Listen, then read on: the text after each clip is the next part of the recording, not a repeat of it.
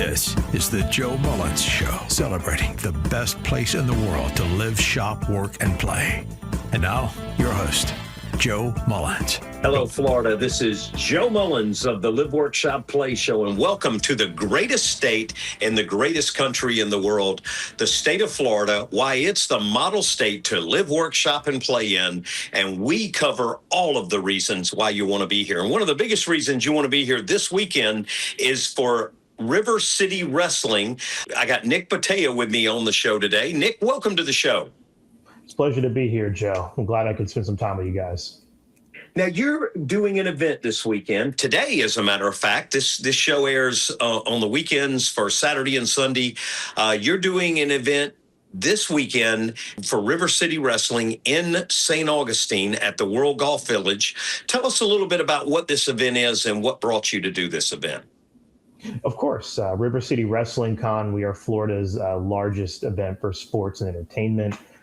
We have over 80 guests coming through here. We have live wrestling matches, Q&A sessions, a complete vendor hall. It all takes place at the beautiful Renaissance World Golf Village Resort in St. Augustine, Florida. It's an incredible family-friendly time.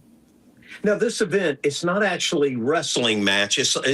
Would you compare this to what we see in Orlando a lot? You know, we are in Tampa and Orlando, and some of the biggest things, and also Jacksonville, but some of the biggest things we see are the Comic-Cons, and where people come up and they dress like the comic book characters, and they meet some of the people that were involved in the production of it. Tell us a little how this is similar to that. Of course. It's just like a Comic-Con experience, but the genres that we cover are sports and entertainment. So we have, professional wrestlers that come through. Occasionally we'll have different athletes like basketball, football, but it really centers around wrestling at the core of it. But it's we do have the cosplay element, like you mentioned. People come in dressed as their favorite wrestlers or their favorite athletes. It's a much similar experience to that. So the event is similar to the Comic-Cons. You've got people that come in. Name some of the, wrestling just this year, the past year, has been in the media a lot. You see a lot of questionable stuff with Vince McMahon. You see a lot of crazy things they're saying about Khan, who's the new owner of it. Am I correct in saying this Khan is part of the Jaguars owner family? Am I right in saying that, or is that something I misheard? No, you're correct. So Tony Khan, he runs AEW, All Elite Wrestling, based in Jacksonville. They do share some facilities with the Jacksonville Jaguars, but they are somewhat of a rival to WWE, which is currently held by Nick Khan, and the TKO board. The conglomerate is the company that holds WWE and UFC, along with some other brands. So Nick Khan is not a part of the Khan with the Jaguars then? No, sir. No, Nick Khan, he is unrelated to them. That's where it got kind of trimmed for you. You know how media is. If you don't come in and have someone come in and speak more detail, they do quick headlines, and it looked like it was the same group, but it's different. So let me ask you this. The event brings wrestlers. Is it current wrestlers, past wrestlers? Tell me how you get your guests to come there, the guests that are there, and what do they do when they're there? Yeah, so we have a mix of active and retired wrestlers at play here. So for Saturday, we're headlined by Rey Mysterio and Bill Goldberg. And Sunday, we are headlined by Trish Stratus, Lita, and the Great Khali. So it's going to be a big weekend. They're going to be signing autographs, meeting fans. They're going to be participating in different content we have throughout the weekend, like Q&A sessions and to some extent, maybe even the live wrestling matches. So you'll actually have live wrestling matches there as well? Yes, sir. We actually hold a live wrestling show that takes place throughout the day across both days. We have about 12 matches or so taking place throughout the weekend. Now, wrestling is so big and near and dear. I don't know if a lot of the listeners know. They do know I'm a sports and entertainment agent, but I got to work with Henry Holmes, who trained me early on. And Henry represented Hulk Hogan, George Foreman, Macho Savage, Ric Flair. And Henry and I reunited this August at Hulk Hogan's funeral. It was a very sad moment, but it was really neat to see everybody come back together. And we saw stars like Diamond Dallas Page there, The Big Show there, Kevin Nash, just so many big names, Ric Flair. Linda McMahon came in. It was great seeing Linda come in with the security. Of course, she had to have security being a current cabinet member for the President of the United States, but just so much amazing stuff. And then hearing President Trump pipe in and speak about Hulk Hogan, and then hearing Vince McMahon come out himself and talk about Hulk Hogan with Triple H. It was just amazing seeing all that. How do you think the industry's changed since the death of Hulk Hogan and the events in Florida like this? Yeah, that's a good question. I would say Hulk Hogan, he carried such a incredible legacy across professional wrestling. I understand there's debate around how his legacy will be framed in the future, but I think it's without a doubt a fact that Hulk Hogan definitely transcended professional wrestling as we know it and helped catapult it to mainstream popularity. You know, I tell a lot of people, me as an elected official, what I did while I was in office is what you should look at, not the stuff outside the office or stuff post the office. Those are nothing to do with it. And Hulk Hogan's similar.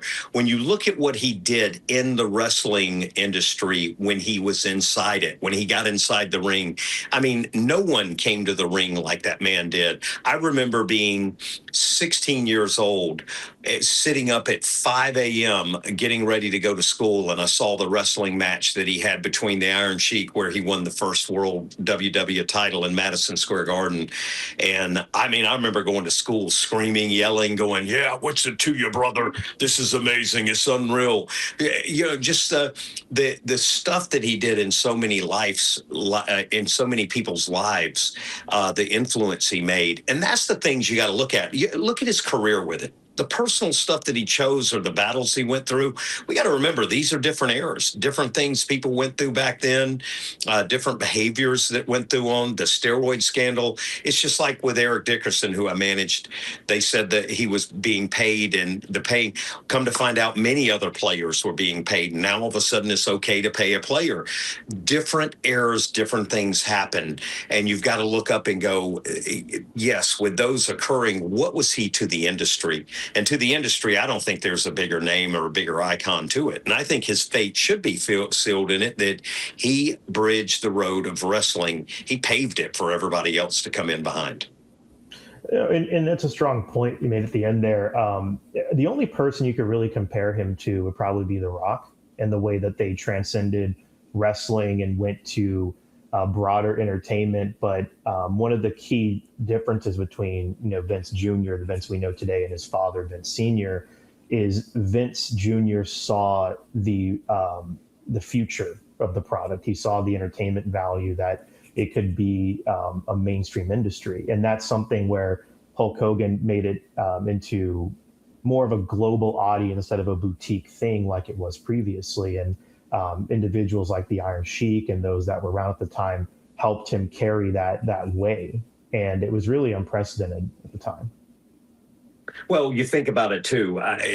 Nick, it's so neat seeing what wrestling's evolved to today versus Hulk Hogan. It seems like back then it was bigger men throwing each other around and a little more blood and guts out there, whereas today it's pure flying through the air. I mean, it almost looks like the Rey Mysterio stuff is so common to today's wrestling versus what it was, or the Hardy Boys or Edge and Christian, those.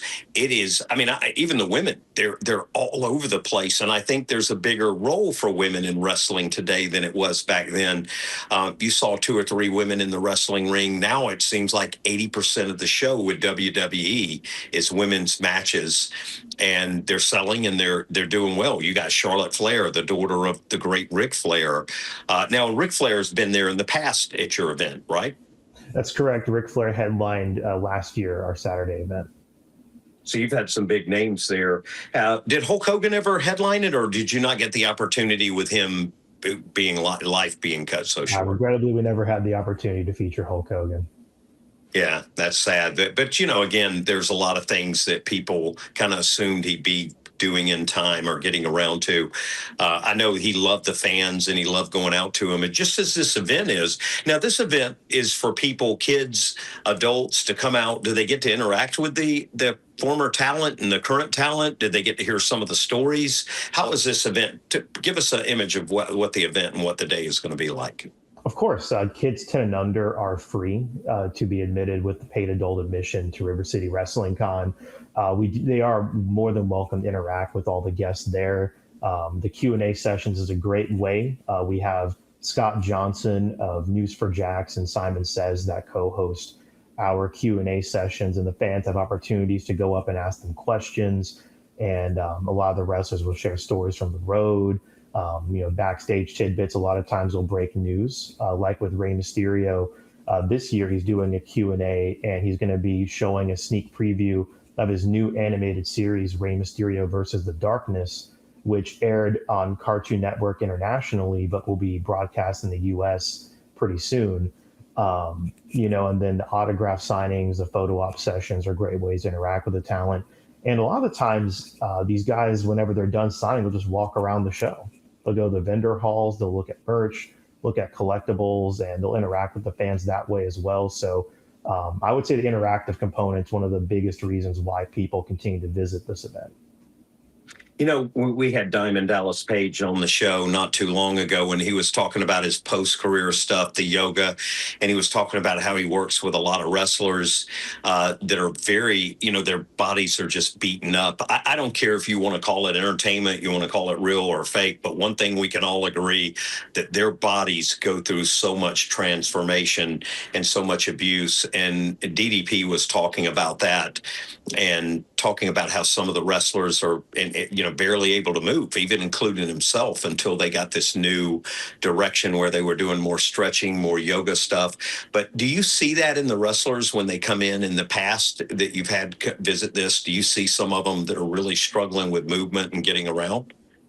DDP actually was one of our guests last year. We've had him twice, first in 2022 and then again in 2025. He's such a phenomenal human being, and he's helped, like you mentioned, rehabilitate a lot of these guys. I remember when we had Scott Hall, he was in the process of training with DDP, which they did like their own documentary about. I think it came out some years after his appearance with us. But in terms of the question, yes, with the mobility and stuff, that is something that is commonplace in a lot of these guys. And WWE's work to kind of change their affiliations with them. They have their wellness program that now applies to current and former talent, where they work to help find them rehabilitative services in their post WWE careers. And it is something that, over time you start to see the effects of what wrestling had on people. And like you mentioned, it kind of changes people's perception, where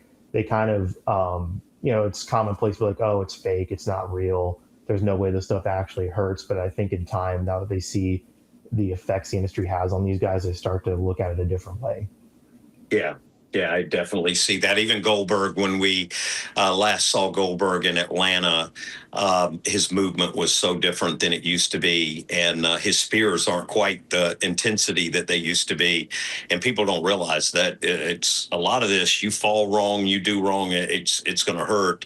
But you see so many injuries happen with it. And then you see malfunction of wardrobe. We see Charlotte Flair's recent one that everybody started talking about, how her pants came apart, and everybody went crazy watching that. It's so many different things. And when you talk to him on the road and see him, I remember working with Henry, hearing some of the stories and stuff. It was crazy. Hulk Hogan was terrified to get in the ring with Terry Norris, the 4-time world champion.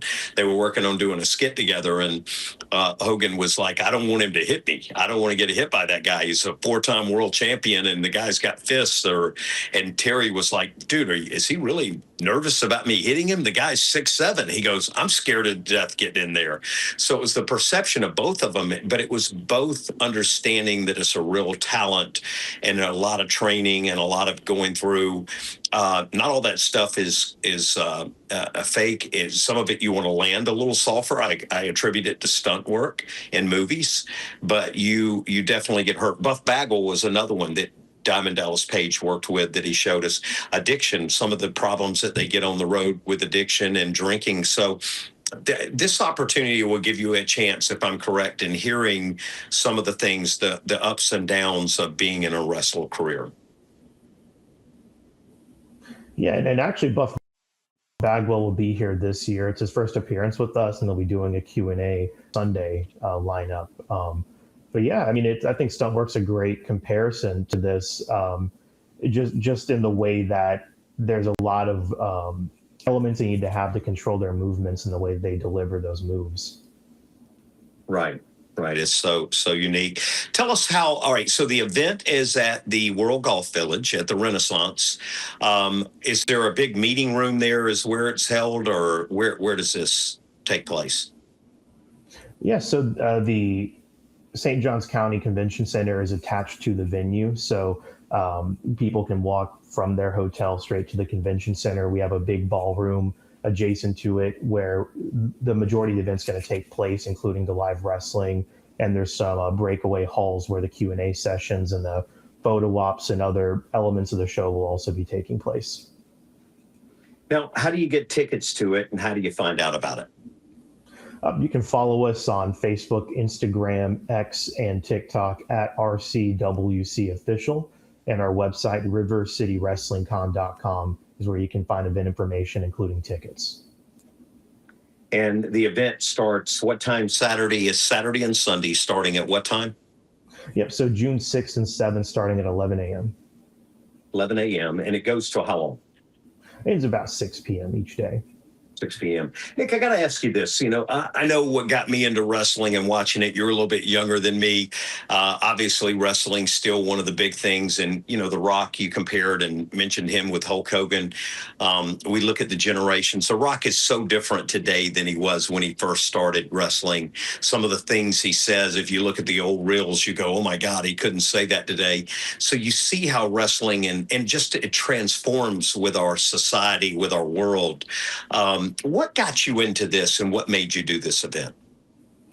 Sure. And as you mentioned with The Rock, interestingly, he's actually one of the managers of WWE now. He's on the board of TKO. So he's very involved in UFC and WWE and helping shape those for the modern times. But what got me into it, honestly, I just grew up watching it like everybody else. I think it's one of those things that's kind of passed down generationally. And it inspired me to pursue this event just because I saw at these Comic Cons, whenever I would go to them growing up, there were times where wrestlers, a lot of these events wouldn't want to feature them as guests. They just didn't think that people knew who they were. And what got me is I went to one event in Jekyll Island, Georgia, and Hacksaw Jim Duggan was there. And the promoter of the show didn't know who he was, but he bought a vendor table anyway. And he had this huge line of people that just walked up because Hacksaw was never announced as a guest, like, oh my God, it's Hacksaw Jim Duggan. And you see this huge line of just people of all ages going to meet Hacksaw. And the promoter was just dumbfounded. He's like, how is this person drawing the most people and my headline guest isn't even doing that? So it was just crazy to see that happen in person. And I'm like, I feel like there's got to be something that I could do to like put this on a higher profile, because a lot of these guys, they do have legacies that, still carry over to people my age and younger, and they just need a platform to show that. It's so great seeing them. You see them with social media today. You can see them more, but you're right. A lot of them disappeared, but it's great to see them, see their faces, see them moving around still. And the generation, it's just our childhood. It reminds us of our childhood. It's so all of us growing up and watching that and seeing that. And as we just this past year, losing Hulk Hogan and some of the other wrestlers that we've lost, and even some young ones. You got to realize they're not going to be here forever. To be able to interact, hear the stories, hear the stuff on the road is pretty impressive and it's pretty amazing. I wouldn't believe half of it if I hadn't lived it, but I can guarantee you they're telling you parts of it. There's extremes that, I always hear Ric Flair and you go, God, did he really do all that? And I just look up and laugh and I go, there's no question. It's what he isn't telling you that you probably really would want to be asking the question on. He did so much more. And just seeing that through the generations and the time. But it's great that you and others will do an event like this and give them the platform and give the public the platform to see him. I want to thank you for doing that. I appreciate it, and Rick was such a fantastic guest last year. I think just he has so many stories to tell. I wish he was able to do a Q&A, but his meet and greet line was so long that, it went all the way to like the end of the day. But it's incredible to see even Rick just be able to, again, like transcend his generation. Like you have to think it's probably at least 5 generations of people that Ric Flair has always been a major force in their life. And that's probably even longer than Hulk Hogan. Even though Hulk Hogan achieved a lot of mainstream stuff, it's insane that Rick was able to even like go on longer. Yeah. And mean just as much to people. Well, his legacy was unbelievable. The way he came out, the way he performed, the Rolex wearing, jet flying, styling and profiling. I mean, I love it. I love it when I see him do it. And then to see his family, the tragedies, the victories, seeing Charlotte Flair fall into her place and leading the women's division now. It's just amazing seeing what she's doing. And just all of them. Trish Stratus, we talk about her coming. What a beautiful, beautiful woman and career, and a beautiful person. She's so good with fans, and then the ventures that they do and her coming back.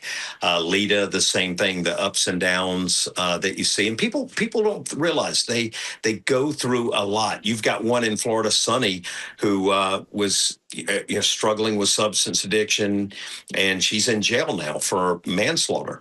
Vehicular manslaughter, and you've got so many up and downs with them. So it's neat to see them, to hear what they say and experience some of their stories that they did through their lifetime, kind of the behind the scenes of what we all saw. I know we got to get back to what we're doing, but let me ask you something real quick. Can you please repeat again how people can get tickets, how they can come out and see it, and they're going to be able to see Bill Goldberg, they're going to be able to see Rey Mysterio, Lita, Trish Stratus, and many, many more. Tell us again how they can get tickets in the site. Of course, that would be rivercitywrestlingcon.com for all event information and tickets. And you can find us on all social media platforms at RCWC Official. It was a pleasure to be here with you, Joe. Thank you. And listeners, remember, come out this weekend, the Renaissance in St. Augustine, St. Johns County off 95, the World Golf Village. Come out there, see them. We'll have Rey Mysterio, Bill Goldberg, Trish Stratus, Lita, and many, many more wrestlers and fans coming. Buff Bagwell. Come out there and see it. It's going to be a lot of fun, a lot of big pictures, and have a great family fun time this weekend. Live, Work, Shop, Play, Florida. Thank you for listening. You've been listening to The Joe Mullins Show. Find out more and engage with Joe by visiting the website, themullinscompanies.com. And we want to thank you for joining us. Get out here this weekend. Come see River City Wrestling. Anytime you want to listen to our show, you can stream it live on YouTube. You can listen to any of our past, future, and present shows. It's The Joe Mullins Show, or join our Instagram page, The Joe Mullins Show, and you can watch and listen to past shows as well. This weekend, get out there to the World Golf Village, and you can see Bill Goldberg, Rey Mysterio, Lita, Trish Stratus, and many more in the WrestleCon in River City's WrestleCon. Looking forward to this weekend. Come join us.